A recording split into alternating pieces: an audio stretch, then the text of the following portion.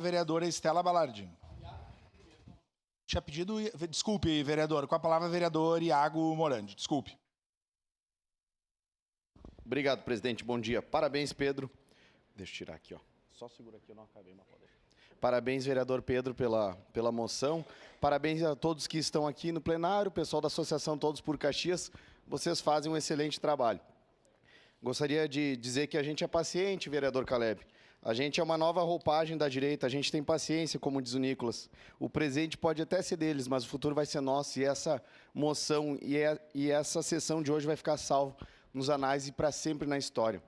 E eu tenho um otimismo gigante e uma luz no fim do túnel que esse país vai mudar, mas vai demorar, mas nós somos pacientes, a gente vai aguardar. Primeiro, queria dizer para a vereadora Andressa que, vereadora Andressa, se a gente ficar esperando pelo Conselho para discutir cada assunto, se eu não puder discutir o assunto do esporte aqui na sessão, tem que esperar pelo Conselho do Esporte. Se eu não puder discutir as UPAs, a saúde, tem que esperar pelo Conselho de Saúde. Se eu não puder discutir segurança pública, tem que esperar pelo Conselho de Segurança Pública.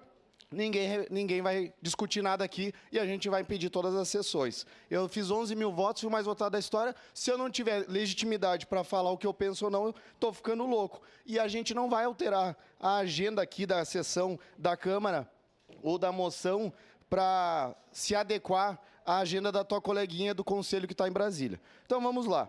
A questão do aborto aqui já tem as excludentes, como eu estava falando aqui com o vereador Cristiano. Gravidez ocasionada por estupro, gravidez que representa risco à vida da mulher, caso de anencefalia. Então, tudo isso já tem, vereador Pedro. O que eles querem não é liberdade, é libertinagem, na verdade. Outra coisa, vai colapsar o sistema único de saúde. A gente permitir isso no sistema público de saúde. Falando de economia agora, vai colapsar, vai ter um custo para nós. Ah, mas o SUS funciona. Se o SUS funciona, eu vou mandar a Silvana, que me ligou às 5h30 da manhã, ligar para vocês para pedir se tem mais médico numa fila de 50 pessoas. Hoje na UBS São Caetano só tinha 2 médicos, o pessoal lá esperando não tinha. Então o SUS já não dá conta do que tem. Imagina a gente estar liberando isso aí. Outra coisa, vereador Caleb, isso aqui vai contra os princípios cristãos nossos.